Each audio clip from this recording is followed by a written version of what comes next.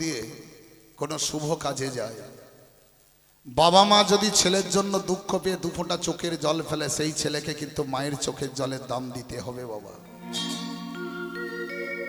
ছোট করে একটা কথা বলে যাই, শিক্ষামূলক কথা। বাবা মা ছেলের জন্ম দিয়েছে, বাবা মা ছেলের জন্ম দিয়ে বাবা মা ছেলেকে বুকে রক্ত তুলে গড়ে তুলছে। ছেলে বড় হচ্ছে, মানুষ হচ্ছে, 5 জনের 1 জন হলো উচ্চশিক্ষায় শিক্ষিত হয়ে গেল, সমাজের বুকে প্রতিষ্ঠিত হয়ে গেল, ছেলে দামি চাকরিও পেয়ে গেল। ছেলে যখন দামি চাকরি পেল, বাবা মার ইচ্ছা জাগলে এবার ছেলেকে একটা সুন্দর বউ করে দিতে হবে।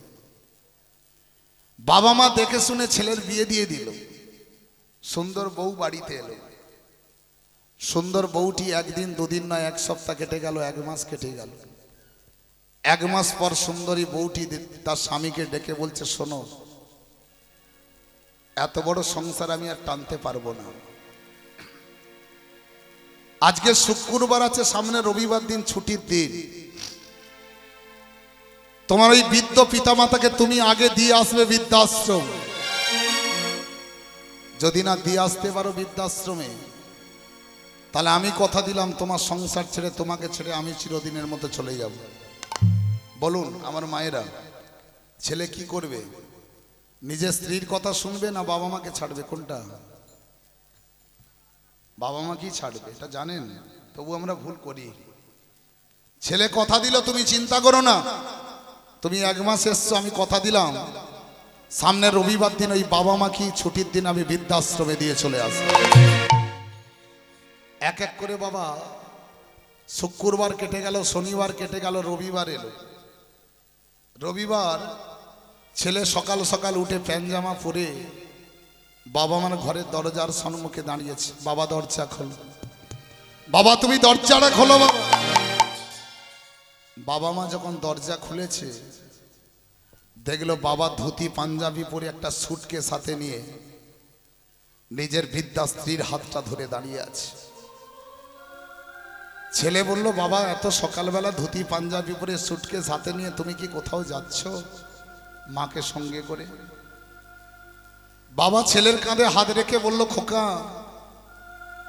তুই আজকে কেন এসেছিস আমি তো জানি বাবা, আমি আর তোর মা বড় বোঝা হয়ে গেছি তোদের কাছে, আমাকে আর তোর মাকে বৃদ্ধাশ্রমে দিয়ে আসবি বলে তো দেরি করতে হবে না বাবা, আমার প্রস্তুত হয়ে গেছি, চল আমাদের নিয়ে চল। ছেলে মনে মনে ভাবলো, তবে কি আমি আমার স্ত্রীর সঙ্গে কথোপকথন করছিলাম বাবা মার কানে উঠেছে?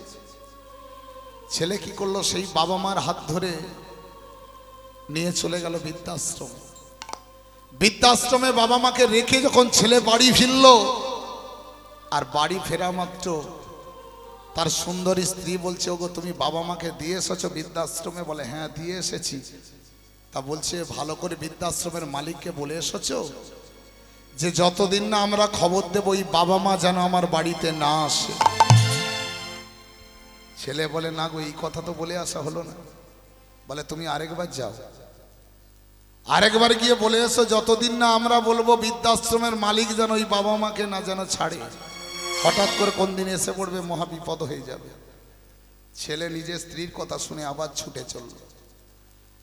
যখনই ছুটতে ছুটতে গিয়ে বৃদ্ধাশ্রমে প্রবেশ করলো, আর বৃদ্ধাশ্রমে প্রবেশ করে নিজের পিতাকে দেখে ছেলে চমকে উঠল। বৃদ্ধাশ্রমের ভেতরে গিয়ে দেখলো বৃদ্ধাশ্রমের মালিক যে চেয়ারে বসে আছে, মালিকটা যে চেয়ারে বসে আছে তার পিতা সেই চেয়ারে, আর মালিকটা বসে আছে পাশের চেয়ারে। বাবা ছেলেকে দেখতে পেয়ে বলল, খোকা তুই আবার কেন এলি? ছেলে গিয়ে বলল, বাবা তুমি মাকে নিয়ে পাশের ঘরে যাও, পাশের ঘরে যাও। বাবা নিজের বৃদ্ধ স্ত্রীর হাতটা ধরে পাশের ঘরে চলে গেল। ছেলে বৃদ্ধাশ্রমের মালিকের কাছে গেল, শোনো এই যে বাবা মাকে আমি দিয়ে গেলাম, যতদিন না আমি খবর দেব এই বাবা মাকে আপনি কোনোদিন ছাড়বেন না। বৃদ্ধাশ্রমের মালিক বলল, খোকা তুই নিশ্চিন্তে বাড়ি চলে যা, এ জন্মে আর তোর বাবা মাকে আমি ছাড়বো না। আচ্ছা, আমি এসে দেখলাম আপনি তো বৃদ্ধাশ্রমের মালিক, আপনার চেয়ারে বসে আছে আমার বাবার, আপনি বসে আছেন পাশের চেয়ারে, আপনি কি আমার বাবাকে আগে থেকে চিনতেন? বৃদ্ধাশ্রমের মালিক আর চোখের জল ধরে রাখতে পারল না। বৃদ্ধাশ্রমের মালিক উঠে এসে ছেলের কাঁধে হাত রেখে বলল, খোকা, আজকে যখন তুই এই প্রশ্নটা করলি, আমি বলি শোন খোকা, এই বৃদ্ধাশ্রমের মালিক যেমন আমি, এর পাশে আছে আমার একটা অনাথ আশ্রম, ওই অনাথ আশ্রমের মালিকও কিন্তু আমি। তোর কোনো পিতামাতা ছিল না, তুই ছিলিস অনাথ, তুই আমার অনাথ আশ্রমে মানুষ হচ্ছিলিস, তোর ওই বৃদ্ধ পিতামাতার কোনো সন্তান ছিল না। একদিন ওই অনাথ আশ্রমে এসে তোকে মাঠের মধ্যে খেলাধুলা করতে দেখে আমার হাত দুটো জড়িয়ে ধরে ভিক্ষা চেয়েছিল ওই অনাথ ছেলেটাকে আমাকে।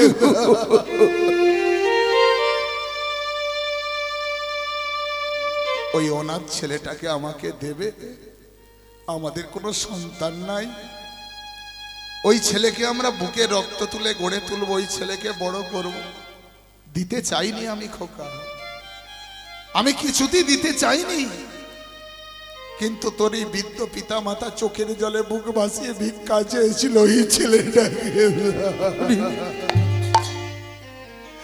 দেখো কি আমরা মানুষের মতো মানুষ করব। তোর বাবা মার চোখের জল দেখে আমি বুঝতে পেরে গিয়েছিলাম এরাই পারবে এই ছেলেকে গড়ে তুলতে, মানুষ করতে। তোকে আমি দিয়ে দিয়েছিলাম বাবা, আর তোর ওই বৃদ্ধ পিতামাতা তোকে নিয়ে গিয়ে বুকে রক্ত তুলে গড়ে তুললো, মানুষ করলো, আর তুই সেই মানুষের মতো মানুষ হয়ে সেই পিতামাতাকে দিয়ে গেলি আমার বৃদ্ধাশ্রমে। খোকা, ছেলে বুঝতে পেরে গেল আমি অপরাধ করে ফেলেছি, আমি পাপ করেছি। বাবা মা যে ঘরের ভেতরে প্রবেশ করেছিল, তাড়াতাড়ি করে গিয়ে ঘরের দরজা চাবড়াচ্ছে, বাবা দরজা খোলো, বাবা, মা তুমি দরজা খোলো। দরজার খুলছে না। ছেলে গিয়ে দরজাটায় আঘাত করল, যখনই আঘাত করেছে দরজাটা খুলে গেল, ভেতরে গিয়ে দেখল বাবা মা একই বিছানায় শেষ নিঃশ্বাস ত্যাগ করেছে। ভেবে দেখেছে কত বুক ফাটা যন্ত্রণা, কষ্ট, হাহাকার নিয়ে মা চলে গেল, বাবা চলে গেল। সেই একবার মায়ের চরণ দুখানা জড়িয়ে ধরে, একবার বাবার চরণ দুখানা জড়িয়ে ধরে। আমি পাপ করেছি, আমি ভুল করেছি। একটা কথা বলে যাই হরিবাসরে দাঁড়িয়ে, কোনো ছেলে বা কোনো মেয়ে যদি বাবা মাকে অবহেলা করে, বাবা মাকে খেতে না দেয়, বাবা মাকে বৃদ্ধাশ্রমে পাঠায়, সেই বাবা মা যদি মারা যায়, স্বয়ং রামায়ণে রামচন্দ্র বললেন ওই বাবা মার নামে ছেলে মেয়ে যদি কেউ পিণ্ড দান করে, ওই পিণ্ড কোনোদিন বাবা মা গ্রহণ করে না। নিতাই গৌর হরি বল, হরি বল, হরি বল।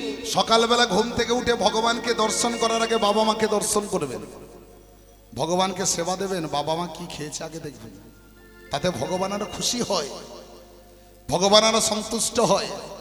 তাহলে আজকের মা ছেলেকে সুধন্যকে বুকের মধ্যে জড়িয়ে ধরে বলল, খোকা তুই তোর পিতার বুকে আঘাত করলি, সারা রাজ্যের মানুষের কাছে তোর পিতাকে মাথা নিচু করিয়ে দিলি। আমি জানি মা, আমি অপরাধ করেছি, আমি পিতার কথা রাখতে পারিনি, একটা রাত অতিক্রান্ত হয়ে গেছে, তুমি আমাকে আশীর্বাদ দাও। মা বুকে পাশান চাপিয়ে ছেলেকে আশীর্বাদ দিল। ছেলে মায়ের আশীর্বাদ, মায়ের চরণধুলি মস্তকে নিয়ে যাবার বেলা মাকে বলে গেল, মা জানি না আমি ফিরে আসবো কিনা, যাবার বেলা একটা কথা বলে যাই, এই অর্জুনের সঙ্গে আমি যুদ্ধ করতে যাচ্ছি, এই যুদ্ধ করতে গিয়ে অর্জুন যদি আমার এই তুচ্ছ প্রাণটা কেড়ে নেয়, আমি যেন বদনে কৃষ্ণ নাম নিয়ে আমি শেষ হতে পারি। মা এই আশীর্বাদটুকা তুমি করো। কৃষ্ণ নামে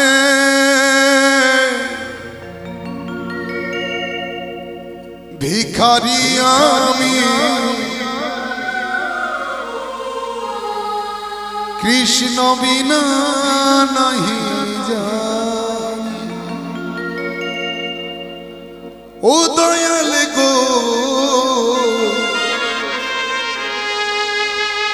কৃষ্ণ বিনা নাহি জানে। কৃষ্ণ নামে তাই গৌর হরিব ভিখারি আমি কৃষ্ণ বিনা নাহি জানি। দয়াল গো কৃষ্ণ বিনা নাহি জানি। কৃষ্ণ নামে ভিখারি আমি কৃষ্ণ বিনা নাহি জানি। দয়াল গো কৃষ্ণ বিনা নাহি জানি। না জানি সাধন ভজন না জানি তোমার পূজন। না জানি সাধন ভজন না জানি তোমার পূজন। না জানি সাধন ভজন না জানি তোমার পূজন। না জানি সাধন ভজন না জানি তোমার পূজন। চোখেরই জলে ধোয়াবো চরণ। চোখেরই জলে ধোয়াবো চরণ। চোখেরই জলে ধোয়াবো চরণ। চোখেরই জলে ধোয়াবো চরণ। সব শোকেছি রাঙা চরণে। কৃষ্ণ নামে তাই গৌর ভিখারি হরি আমি কৃষ্ণ বিনা নাহি জানি। দয়াল গো কৃষ্ণ বিনা নাহি জানি। হরে কৃষ্ণ হরে কৃষ্ণ কৃষ্ণ কৃষ্ণ হরে হরে হরে রাম রাম রাম হরে হরে। রাম রাম হরে হরে। এদিকে বাবা মহারাজ হংসধ্বজ অর্জুনের সঙ্গে যুদ্ধ করছে। সবাই যুদ্ধে ব্যস্ত। হঠাৎ করে হংসধ্বজ লক্ষ্য করলো আমি সবাইকে দেখতে পাচ্ছি, প্রত্যেককে দেখতে পাচ্ছি, কিন্তু আমার ছোট ছেলে কোথায়? আমার ছোট ছেলেকে তো আমি দেখতে পাচ্ছি না যুদ্ধে। মহারাজের সারা শরীরটা থরথর করে কাঁপছে। কি আমার সুদর্ণ কোথায় গেল? আমার আশা স্বপ্ন ভালোবাসা কোথায় গেল?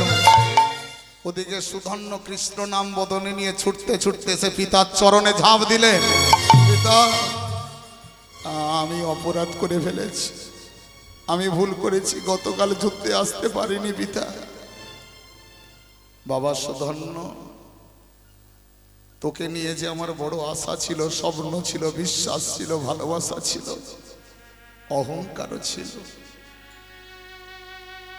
আজকে তুই এমন কাজ করলি বাবা, আমার সারা রাজ্যের কাছে মাথাটাকে নিচু করে দিলি, সারা রাজ্যের কাছে মাথাটাকে হেট করিয়ে দিলি। আজকের আমি বুঝতে পেরে গেছি বাবা, তোকে নিয়ে আমার স্বপ্ন, বিশ্বাস, ভালোবাসা সব মিথ্যা। তুই একটা পাপিষ্ঠ পুত্র, তুই একটা কুলাঙ্গার পুত্র। দূর হয়ে যা, তোর মতো কুলাঙ্গার পুত্রের আমি মুখ দর্শন করতে চাই না। পিতা এত বড় অপবাদ তুমি আমার মাথায় তুলে দিচ্ছ। তুমি আমাকে কুলাঙ্গার বলছো, পাপিষ্ঠ বলছো। এই যুদ্ধে আমি কেন আসতে পারলাম না, কেন তোমার আদেশ লঙ্ঘন করলাম তুমি একবার জানার চেষ্টা করলে না? তুমি এত বড় অপবাদ আমার মাথায় দিচ্ছ, আমি তোমার কুলাঙ্গার পুত্র। শুনে রাখ, যে সন্তান পিতাকে অপমান করে, যে সন্তান পিতাকে সারা রাজ্যের কাছে মাথা নিচু করিয়ে দেয়, সে সন্তানকে আমি সন্তান বলে মানি না। এই, কে কোথায় আছিস? একে এই মুহূর্তে ধর, এর উপযুক্ত শাস্তি একে দিয়ে দে। এই মুহূর্তে তুলে নিয়ে গিয়ে একে ফুটন্ত তৈলের মধ্যে বিসর্জন করে দে। বলো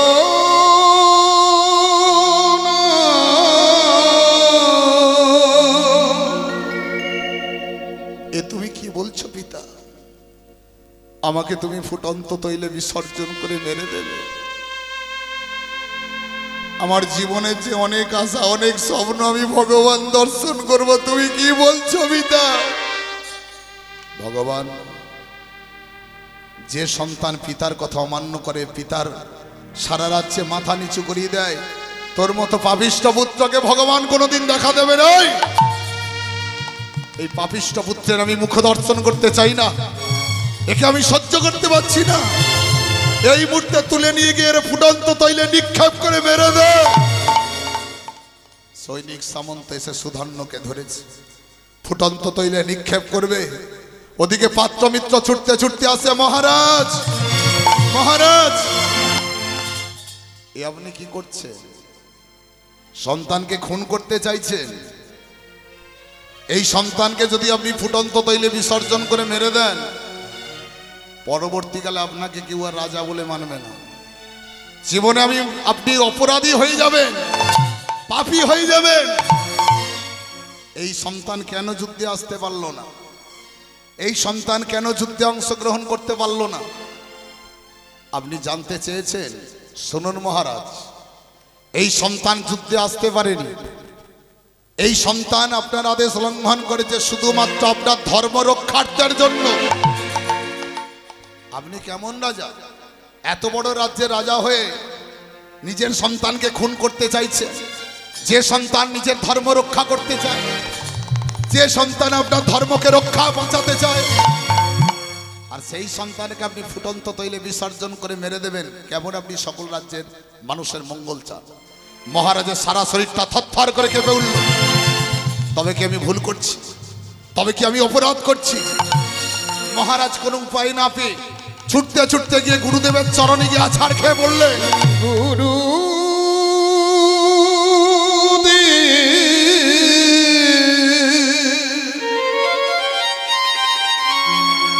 একই মহারাজ,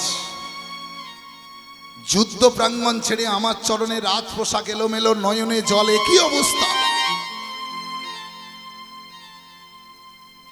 গুরুদেব, আমি বড় সমস্যার মধ্যে পড়ে গেছি,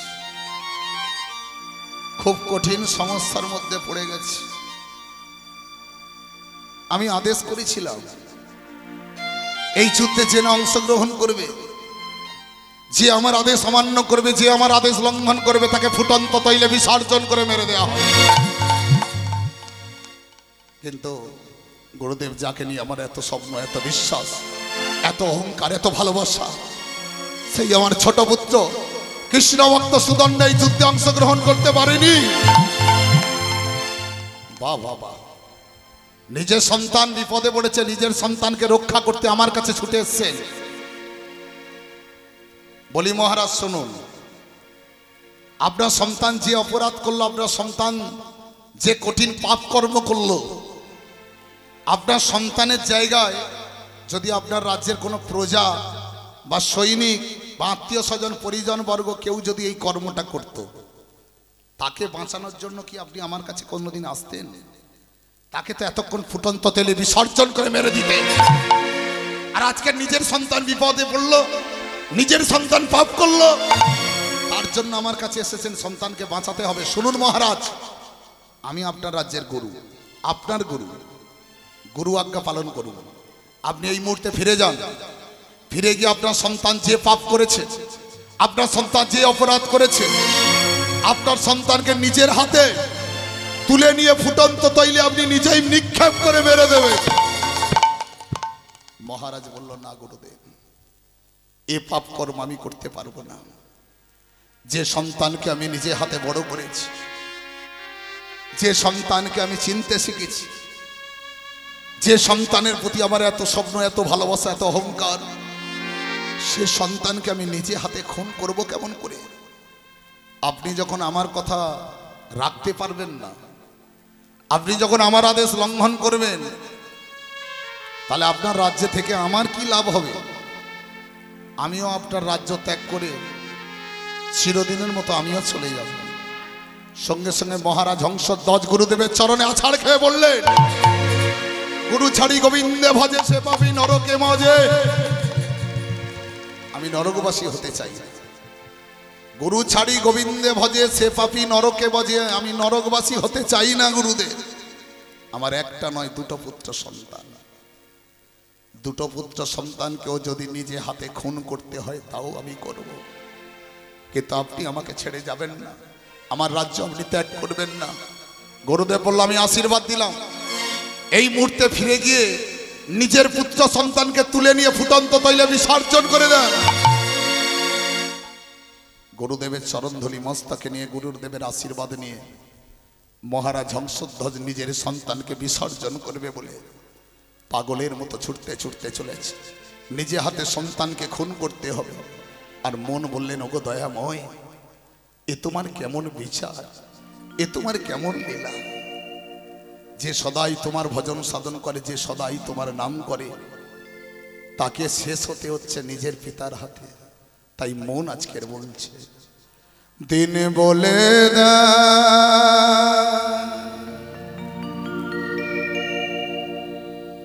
ও দিন বন্ধু,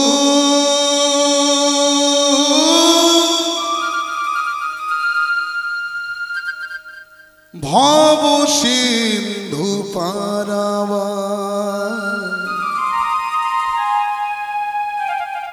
ভব সিন্ধু পারাবা। তাই গৌর হরি বল, হরি বল। দিন বলে দে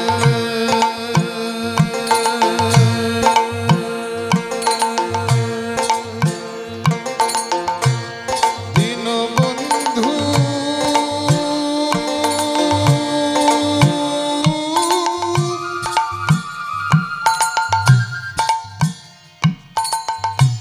ভব সিন্ধু পারাবা, ভব সিন্ধু পারাবা। আপনি আপন ভাবেছ যারে, সে তো আপন নয় বন্ধু। আপন আপন ভাবেছ যদি, সে তো আপন নয় বন্ধু। দু চার দিনে আসা যাওয়া, আর দুজন দিনে আসা যাওয়া, পথেই পরিচয়। ভব সিন্ধু পারা। তাই গৌর হরি বল, হরি বল। দিনে বলে না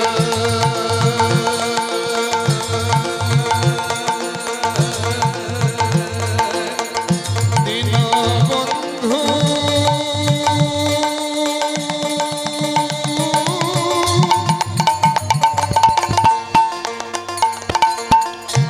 ভব সিন্ধু পারাবা,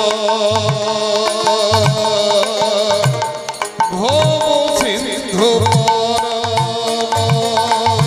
এই কি তোমার খেলা প্রভু, এই কি তোমার লীলা গো।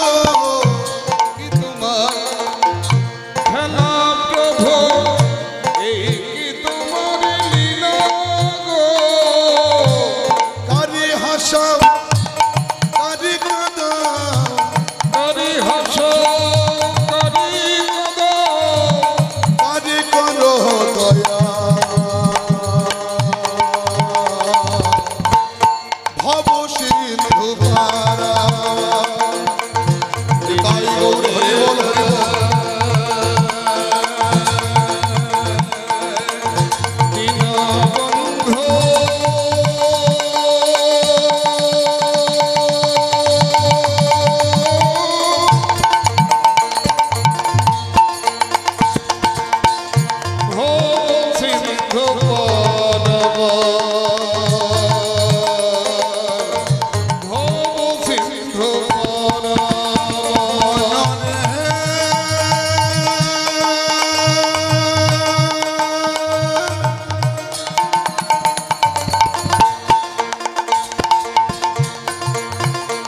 ওরে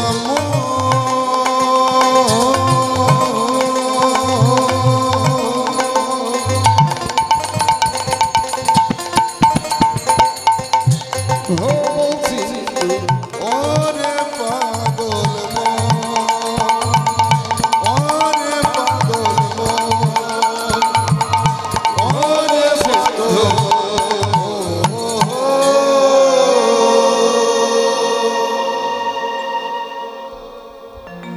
যে পাপ করলো, যে অপরাধ করলো, পাপের শাস্তি নিজেকেই পেতে হচ্ছে। আজকে দেখুন পিতার হাতে ছেলেকে মরতে হচ্ছে।